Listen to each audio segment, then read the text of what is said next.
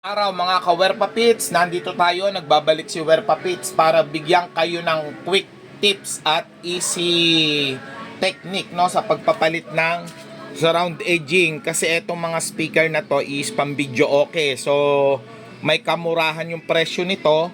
Kung masisira at itatapon, sayang naman. Kung ipapagawa naman, sayang din dahil medyo mahal din yung labor. So kagaya nito no, makikita nyo wala ng surround edging. Ito yung edging na sinasabi ko no. At ito yung tinanggal ko na. So kinalas ko lang yan no. Ayan, so paano pagkalas nya no?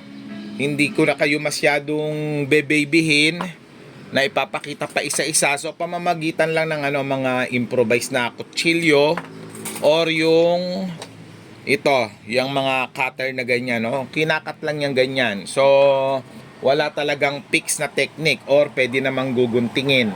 So tingnan nyo kung ano yung uubra no. Ang mahalaga lang linisin nyo yung pinagtanggalan. So kagaya niya no. Eto, so linisin nyo lang yung pinagtanggalan. So pagdating naman sa pandikit na gagamitin no, wala tayong sikreto dyan. Duol lang yan no. Ayan no. Duol. Back ka naman. Okay. So ginagawa natin to no para sa ating mga tektomer na kahit papano ay may matutunan no. At sayang ang kaalaman natin kung hindi natin i-share. Okay. So ito yung tinatawag na surround edge. So foam siya no, meron namang tela no. Ayan, for demo purpose lang yan no, pinakita ko lang. So ayan, madali din ikabit no. Okay, so before tinatanggal pa yung yung dust cap and then lalagyan ng spacer. So pwede naman yon, mas mas sure ball. Pero may technique naman na hindi na kailangan no. Ayan, ipoporma nyo lang muna yung edging na inyong ipapalit. And then iangat nyo, titingnan nyo kung aabot. Ayan, okay, so umabot. And then isa pang tips, kailangan makikita nyo at least may 1/8 na siwang dyan. Ayan no. Ayan. Kasi pag sagad na sagad, obligado, kailangan bawasan nyo. Kasi pag nalagyan nyo ng rugby, kumbaga mag-e-expand. Baka mag-overshoot dito sa basket, no? Okay, so, proceed na tayo, no? Paano ba ginagawa yan? Okay. So, ito lang yung lalagyan muna natin. Kasi once na nilagyan natin yan parehas, ito magkukulubot yan. Mga ka-Werpa Pits, kukulubot, mahihirapan tayong ilapat. So kailangan pag nilapat natin yan, ganyan ang itsura. At the same time no, kahit papano meron tayo sanang mga pang-ipit. Ayan no, parang kumbaga pang-fix lang habang pinatutuyo. Ayan no, pang-fix lang na ganyan no. Okay, so proceed. Mga ka-Werpa Pits, walang cut-cut yan ha. Walang edit-edit. Okay, so ito yung lalagyan natin, no? So kung mas malinis mga ka-Werpa Pits, no? Much better, no? Kung mas malinis, alam nyo naman si Werpa Pits, gawang paa, no?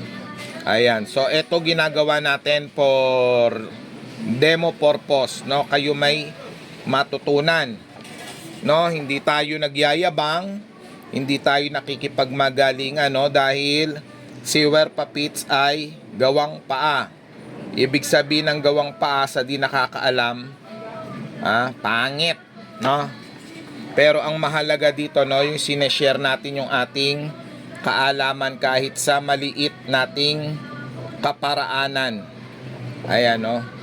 Kasi maraming Pinoy magagaling. Ang problema, hindi na-absorb or hindi na i-share sa atin ang kanilang kaalaman, no? Kaya medyo bumabagal ang pag-usad. Okay? So ayan no, nalagyan na mga ka-Werpa Pits. So ilapat na natin ang ating edging. Ayan no, kagaya ng sinabi ko, mas maganda kung merong pang-ipit para naka-fix. Okay, so ipit, northeast, southwest. Ayan. Again, no, quick tips lang yan mga ka-Werpa Pits. Tanggalin ko lang to saglit, no. Okay, so pag na-fix nyo na, iangat nyo lang yan, no. Ayan. So, pag naangat, konting galaw-galaw. And then, saka nyo ilapat-lapat. Okay, so nakikita nyo, no, may tumutulong rugby. Mas maganda kung walang tutulo. Ayan, no. So, kaya natin dinidiinan para yung rugby sa ilalim ay mag-transfer dito sa round edge sa ibabaw. Ayan. So, once na nag-transfer yan, ayan, no, meron na yan mga kawerpa pits. Ayun, no. Meron na, di ba? Ayan, teka, ipo-focus natin, partner. Ayan. Okay, so ayan, natatanggal naman yan, no. Natatanggal. Okay, so sa ganyan, no, hahayaan nyo lang. Ayan, nakikita nyo, unti-unti nang nagkukulubot. So, hayaan nyo lang yan, mga ilang minuto, 3 or 4 na minuto, babalik uli yan sa kanyang, kanyang forma. Okay, mahalaga tong pang-ipit, no, kasi nga, tingnan nyo, nagsisimula ng madisforma, oh. Dahil dun sa rugby na ating nilagay, no, ayan. So, ibabalik lang natin at kanina'y tumama dito. Ayan, so itatama lang natin yung kanyang mga espasyo. Okay. So sa pagbabalik niyan mga kawerpa pits, tingnan maigi, no. Iaangat lang natin. Pag angat natin, kusa ng kakapit yan dyan. And then pag kumapit, no, dahil short video lang ito, pag kumapit, okay na yung portion na yon. Sunod tayo dito sa last part natin na ididikit ito. So, madali lang yung last parts, no? Ayan, so kukuha lang tayo, it's either stick ng barbecue or kagaya to, lagare. So, paikot lang, no? Pipigaan lang natin ng konting rugby, paikot. And then, pag napigaan, ididiin natin, ha? Diin, paikot din. Huwag hagod, pwede yung diin lang, tundo-tundo. And then, pag nahagod na natin yan, ibabalik uli natin yung pang-fix. Kasi, same din ang mangyayari dito, mangungulubot din yan. Pero after 5 minutes, babalik yan sa dati and then itundo nyo na. Wala kayong hihilain or pepwersahin para hindi mamimisalign. So ganun lang kasimple yan mga kawerpa pits. Makakagawa na kayo ng inyong DIY so round edge replacement, no, or pagpapalit, no. So yun lang mga kawerpa pits, no. Salamat, paki-follow and share my video. Salamat.